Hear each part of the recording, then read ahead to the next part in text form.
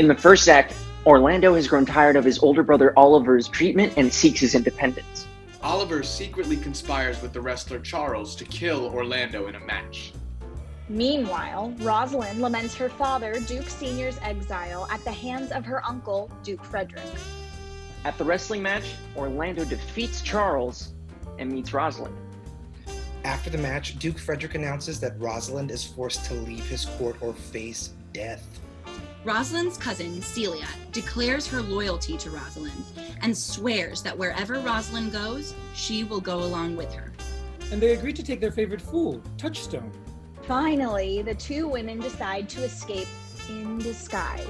Celia as a country girl named Aliena, and Rosalind as a young man named Ganymede. Together, the cousins devise a plan to go seek out Rosalind's father, Duke Sr., in the mysterious forest of Arden, where he has gathered with many exiled courtiers. Now, my co-mates and brothers in exile, hath not old customs made this life more sweet than that of painted pomp? Are not these woods more free from peril than the envious court? Here, feel we not the penalty of Adam, the season's difference as the icy fang and churlish chiding of the winter's wind, which, when it bites and blows upon my body, even till I shrink with cold, I smile and say, this is no flattery. These are counselors that feelingly persuade me what I am. Sweet as the uses of adversity, which, like the toad, ugly and venomous, wears yet a precious jewel in his head. And this our life, exempt from public haunt, finds tongues in trees, books in the running brooks, sermons in stones, and good in everything. I would not change it. Happy is your grace that can translate the stubbornness of fortune into so quiet and so sweet a style. Come, shall we go kill us venison? That it irks me, the poor dappled fools, being native burghers of this desert city, should in their own confines with forked heads have their round hunches gored. Indeed, my lord, the melancholy Jacques grieves at that, and in that kind swears you do more usurp than doth your brother that hath banished you. Today, my lord of Amiens and myself did feel behind him as he lay along under an oak, whose antique root peeps out upon the brook that brawls along this wood. To the which place a poor sequestered stag, that from a hunter's aim had taken a hurt, did come to languish. And indeed, my lord, the wretched animal heaved forth such groans that their discharge did stretch his leathern coat almost to bursting. And the big round tears coursed one another down his innocent nose in piteous chase. And thus the hairy fool, much marked of the melancholy Jacques, stood on the extremest verge of the swift brook, augmenting it in tears. But what said Jacques? Did he not moralize this spectacle? Oh, yes, into 1,000 similes. First, for his weeping into the needless stream, poor dear, quoth he, thou hath makest a statement as worldlings do, giving thy sum of more to that which had too much. Then, being there left alone, left and abandoned of his velvet friends, 'tis right, quoth he. This misery doth part the flux of company. Anon a careless herd, full of the pasture, jumps along by him, and never stays to greet him. Aye, quoth Jacques, sweep on, you fat and greasy citizens. 'Tis just the fashion. Wherefore do you look upon that poor and broken bankrupt there? Thus most invectively, he pierceth through the body of country, city, court. Yea, and of this our life swearing that we are mere usurpers, tyrants. And what's worse, to fright the animals and to kill them up in their assigned and native dwelling place. And did you leave him in this contemplation? We did, my lord. Weeping and commenting upon the sobbing deer. Show me the place. I love to cope him in these sullen fits, for then he's full of matter. I'll bring you to him straight. Can it be possible that no man saw them? It cannot be. Some villains of my court are of consent and sufferance in this. I cannot hear of any that did see her. The ladies, her attendants of her chamber, saw her abed, and in the morning early, they found the bed untreasured of their mistress. My lord, the Roynish clown at whom so oft your grace was wont to laugh is also missing. Hesperia, the princess's gentlewoman, confessed that she o'erheard your daughter and her cousin much commend the parts and graces of the wrestler that did but lately foil the sinewy Charles. And she believes that wherever they have gone, that youth is surely in their company. Send to his brother. Fetch that gallant hither. If he be absent, bring his brother to me. I'll make him find him. Do this suddenly, and let not search and inquisition quail to bring again these foolish runaways. Who's there? Oh, my young master. Oh, my gentle master. Oh, my sweet master. Oh, you memory of old Sir Rowland. Why? What make you here? Why are you virtuous? Why do people love you? And wherefore are you gentle, strong, and valiant? Why would you be so fond to overcome the bonny prizer of the humorous Duke? Your praise is come home too swiftly before you. Know you not, master, to some kind of men their graces serve them but as enemies? No more do yours. Your virtues, gentle master, are sanctified and holy traitors to you. Oh, what a world is this when there is comely venison that bears it. Why, what's the matter? Oh, unhappy youth, come not within these doors. Within this roof, the enemy of all your graces lives. Your brother, no brother. Yet the son, yet not the son. I will not call him the son of him I was about to call his father. Hath heard your praises. And this night he means to burn the lodging where you used to lie, and you within it. If he fail of that, he will have other means to cut you off. I overheard him and his practices. This is no place. This house is but a butchery. Abhor it, fear it, do not enter it. Why, whither, Adam, wouldst thou have me go? No matter whither, so you come not here. What, wouldst thou have me go and beg for my food? Or with a base and boisterous sword enforce a thievish living on the common road? This I must do, or know not what to do. This I will not do how I can. I rather will subject me to the malice of a diverted blood and bloody brother. But do not so. I have 500 crowns, the thrifty hire I saved under your father, which I did store to be my foster nurse, when service should in my old limbs lie lame, in unregarded age in the corner's throne. Take that, and he that doth the ravens feed, yea, providently caters for the sparrow, be comfort to my age.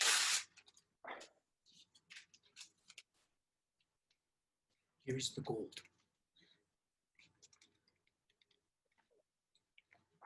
All this I give you. Let me be but your servant. Oh, though I look old, yet I am strong and lusty.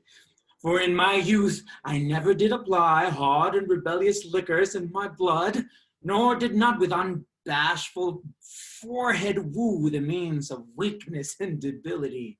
Therefore my age is as a lusty winter, frostly, but kindly. Let me go with you. I'll do the service of a younger man in all your business and necessities. Old man, how well in me appears the constant service of the antique world, when service sweat for duty, not for meed. Thou art not for the fashion of these times, where none will sweat but for promotion, and having that do choke up their service even with the having. It is not so with thee. But poor old man, thou prunest a rotten tree which cannot so much as a blossom yield in lieu of all thy pains and husbandry.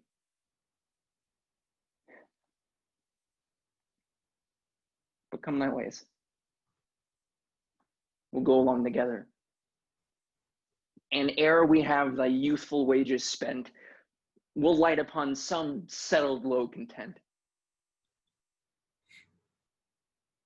Master, go on and I will follow thee to the last gasp with truth and loyalty.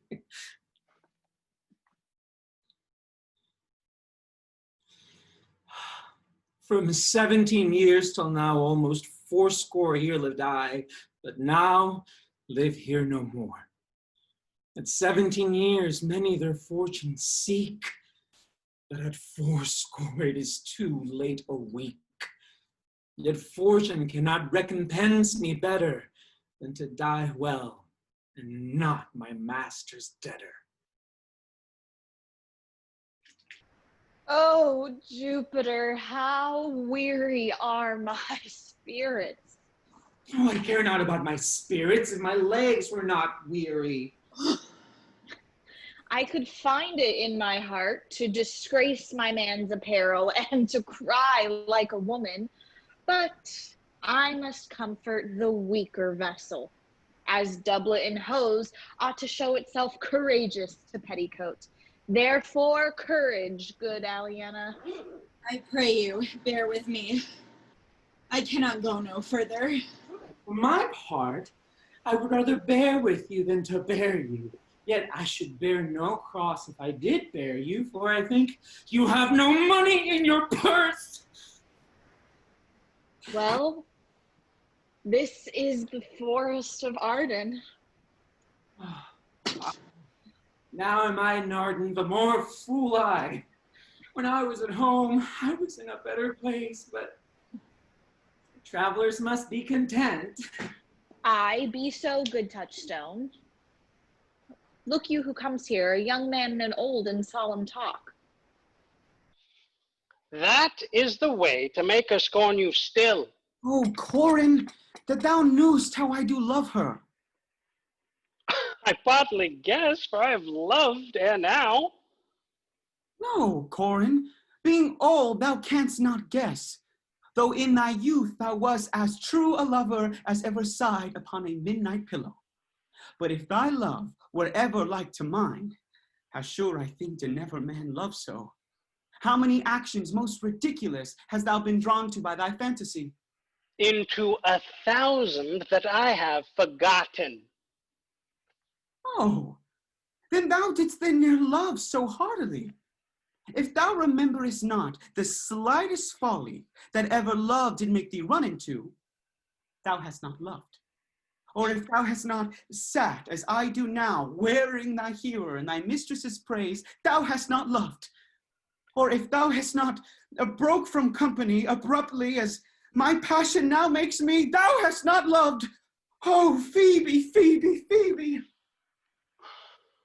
Alas, poor shepherd, searching of thy wound, I have by hard adventure found mine own. And I mine. I remember when I was in love, I broke my sword upon a stone and bid him take that for coming a night to Jane's smile. And I remember the kissing of her battler and the cow's dugs that her pretty hands had milked. And I remember the wooing of a peascod instead of her, from whom I took 2 cods, and giving her them again, said with weeping tears, Bear these for my sake. Oh, we that are true lovers run into strange capers. But, as all is mortal in nature, so is all nature in love mortal in folly. Thou speakest wiser than thou art aware of. Nay, I shall never be aware of mine own wit till I break my shins against it. Jove, Jove, this shepherd's passion is much upon my fashion. And mine, but it grows something stale with me. I pray you, one of you, question yond man if he, for gold, will give us any food. I faint almost to death. Holla, you clown! Peace, fool, he is not thy kinsman. Who calls? Your betters, sir. Else are they very wretched. Peace, I say.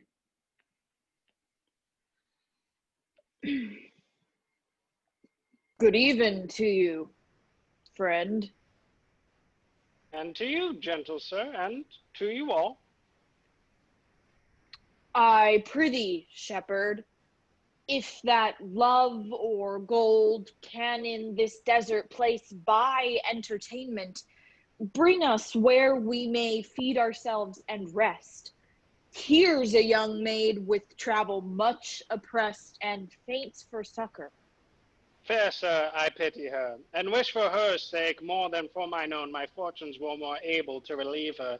But I am a shepherd to another man, and do not shear the fleeces that I graze. My master is of churlish disposition, and little recks to find the way to heaven by doing deeds of hospitality. Besides, his coat, his flocks, and bounds of feed are now on sale, and at our sheepcote now, by reason of his absence, there is nothing that you will feed on, but what is, come see, and in my voice most welcome shall you be. What is he that shall buy his flock and pasture? That young swain that you saw here but erewhile, that little cares for buying anything. I pray thee, if it stand with honesty, buy thou the cottage, pasture, and the flock, and thou shalt have to pay for it of us. And we will mend thy wages. I like this place, and willingly could waste my time in it. Assuredly, the thing is to be sold. Go with me, and if you like upon report the soil, the profit, and this kind of life, I will your very faithful feeder be, and buy it with your gold right suddenly.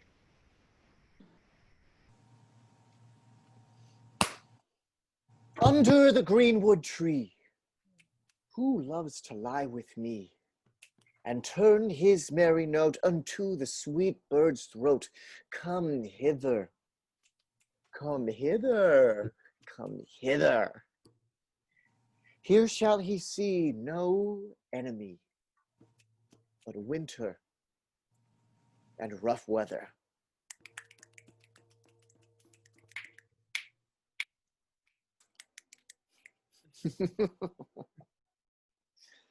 More. More, I prithee more. It will make you melancholy, Monsieur Jacques. I thank it. More. I prithee more. I can suck melancholy out of a song as a weasel sucks eggs. More, I prithee. More.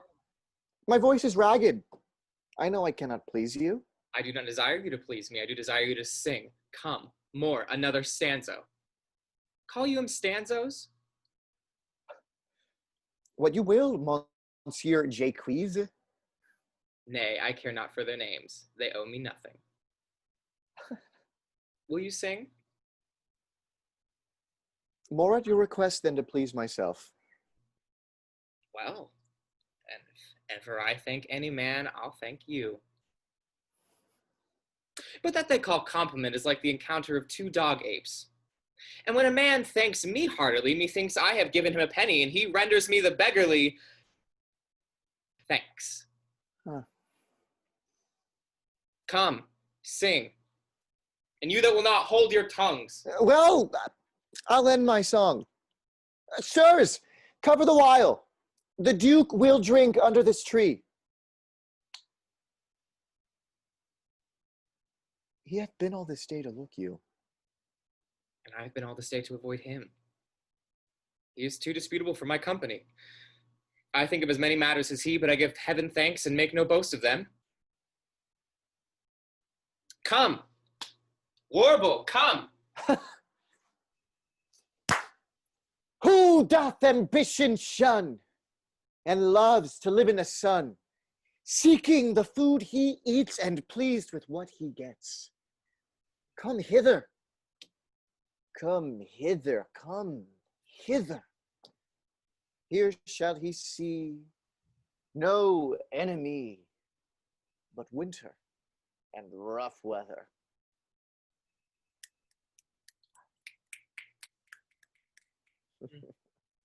I'll give you a verse Huh? to this note that I made yesterday in spite of my invention. And I'll sing it. Mm. Thus it goes.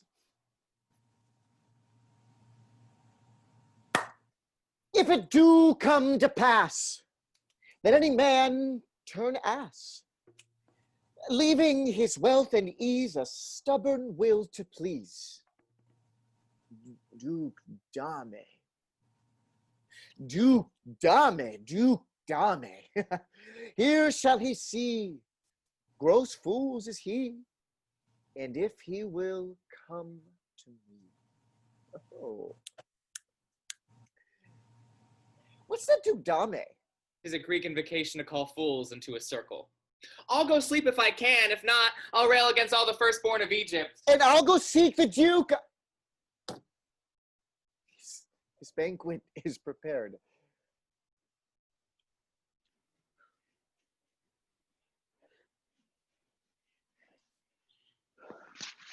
Dear master, I can go no further.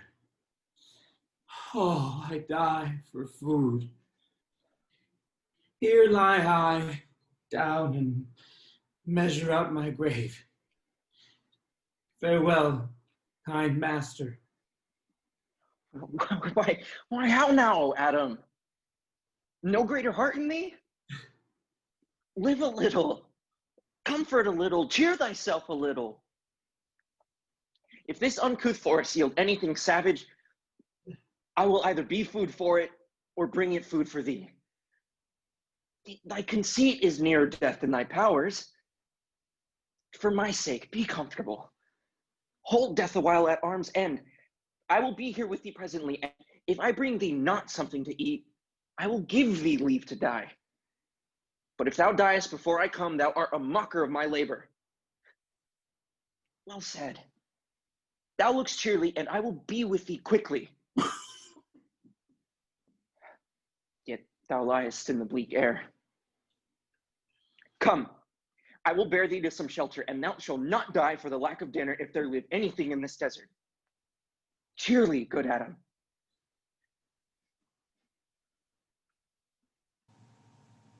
I think he be transformed into a beast, for I can nowhere find him like a man. My lord, he is but even now gone hence. Here was he merry, hearing of a song. If he, compact of jars, grow musical, we shall have shortly discord in the spheres. Go seek him. Tell him I would speak with him. He saves my labor by his own approach. Why, how now, monsieur? What a life is this that your poor friends must woo your company? Why, you look merrily. A fool. A fool. I met a fool in the forest, a motley fool. Oh, miserable world. As I do live by food, I met a fool who laid him down and basked in the sun and railed on Lady Fortune in good terms, in good set terms, and yet a motley fool. Good morrow, fool, quoth I. No, sir, quoth he. Call me not fool till heaven hath sent me fortune. And then he drew a dial from his poke, and looking on it with lackluster eyes, says very wisely, it is 10 o'clock. Thus we may see, quoth he, how the world wags. 'Tis but an hour ago since it was 9, and after one more 'twill be 11, and so from hour to hour we ripe and ripe, and then from hour to hour we rot and rot, and thereby hangs a tale. When I did hear the motley fool thus moral on the time, my lungs began to crow like Chanticleer that fools should be so deep contemplative, and I did laugh sans intermission an hour by his dial. Oh, noble fool! A worthy fool! Motley's the only wear. What fool is this? Oh, worthy fool. One that hath been a courtier, and says, if ladies be but young and fair, they have the gift to know it. And in his brain, which is as dry as the remainder biscuit after a voyage, he hath strange places crammed with observation, the which he vents in mangled forms. Oh, that I were a fool! I am ambitious for a motley coat. Thou shalt have one. Oh, it is my only suit, provided that you weed your better judgments of all opinion that grows rank in them, that I am wise. I must have liberty withal, as large a charter as the wind to blow on whom I please, for so fools have. And they that are most gallied by with my folly, they most must laugh. And why, sir, must they so? The why is plain as way to parish church. He that a fool doth very wisely hit, doth very foolishly, although he's smart, not to seem senseless of the bob. If not, the wise man's folly is anatomized, even by the squandering glances of the fool. Invest me in motley, give me leave to speak my mind, and I will through and through cleanse the foul body of the infected world, if they will patiently receive my medicine. Fie on thee! I can tell what thou wouldst do. What? For a counter would I do but good? Most mischievous foul sin in chiding sin. For thou thyself hast been a libertine, as sensual as the brutish sting itself, and all the embossed sores and headed evils that thou with license of free foot hast caught, wouldst thou disgorge into the general world. Why, who cries out on pride that can therein tax any private party? Doth it not flow as hugely as the sea, till at the weary very means do ebb? What woman in the city do I name, when that I say the city woman bears the cost of princes on unworthy shoulders? Who can come in and say that I mean her, when such a one as she, such is her neighbor? Or what is he of basest function that says his bravery is not on my cost, thinking that I mean him, but therein suits his folly to the metal of my speech? There, then. How then? What then? Let me see wherein my tongue hath wronged him. If it do him right, then he hath wronged himself. If he be free, why then my taxing like a wild goose flies, unclaimed of any man. But who comes here? Forbear, I say, and eat no more. Why, I have eat none yet. Nor shalt not till necessity be served. Of what kind should this cock come of? Art thou thus bold in demand? By the distress, or else a rude despiser of good manners, that in civility thou seemst so empty? You touched my vein at first. The thorny point of bare distress had tamed for me the show of smooth civility. Yet am I inland bred and know some nurture. But forbear, I say, he dies that touches any of this fruit till I and my affairs are answered. And you will not be answered with reason. I must die. What would you have? Your gentleness shall force more than your force move us to gentleness. I almost die for food, and let me have it. Sit down and feed, and welcome to our table. Speak you so gently? Pardon me, I pray you. I thought that all things had been savage here, and therefore put on the countenance of stern commandment. But whatever you are, that in this desert inaccessible, under the shade of melancholy boughs, lose and neglect the sleeping hours of time, if ever you have looked on better days, if ever you have been where bells have knolled the church, if ever sat at any good man's feast, If ever from your eyelids wiped a tear and know what 'tis to be pitied, let gentleness my strong enforcement be, in the which hope I blush and hide my sword. True is it that we have seen better days, and have with holy bells been knolled to church, and sat at good men's feast, and wiped our eyes of drops that sacred pity hath engendered. And therefore sit you down in gentleness, and take upon command what help we have, that to your wanting may be ministered. Then, but forbear your food a little while, whilst, like a doe, I go to find my fawn and give it food. There is an old poor man who after me hath many a weary step limped in pure love. Till he be first sufficed, oppressed with 2 weak evils, age and hunger, I will not touch a bit. Go find him out, and we will nothing wait till you return. I thank you, and be blessed for your good comfort. Thou seest, we are not all alone unhappy. This wide and universal theater presents more woeful pageants than the scene wherein we play in.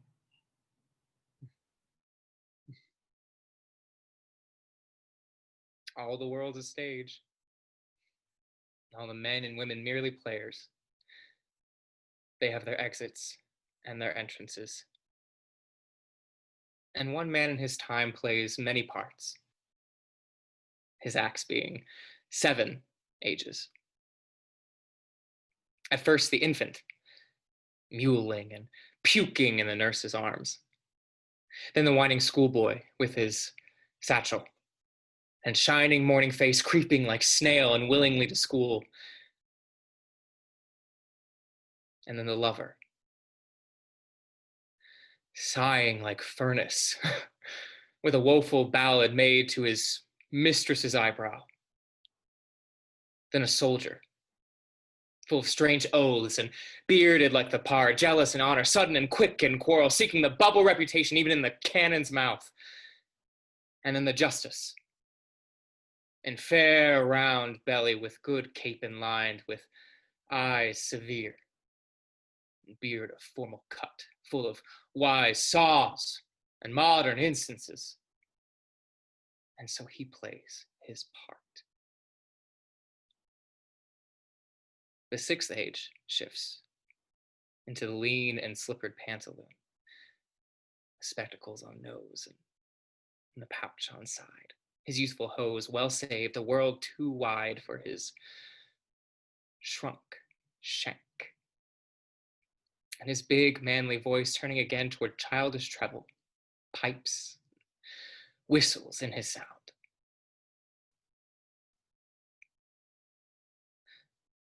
Last scene of all, that ends this strange, eventful history. A second childishness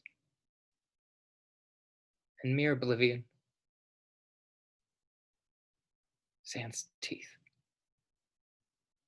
sans eyes, sans taste, sans everything.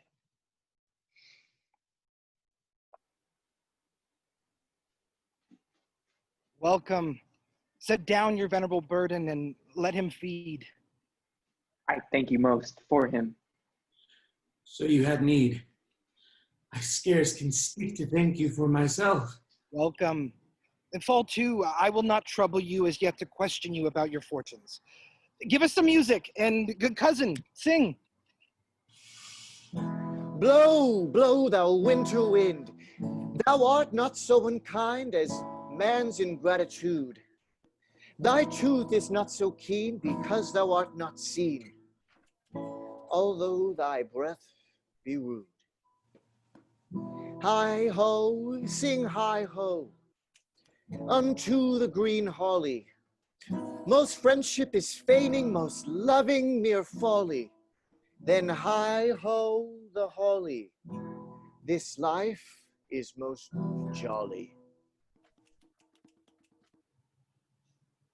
If that you were the good Sir Roland's son, as you have whispered faithfully you were, and as my eye doth his effigies witness, most truly limed and living in your face, be truly welcome hither. I am the Duke that loved your father. The residue of your fortune go to my cave and tell me. Give me your hand, and let me all your fortunes understand.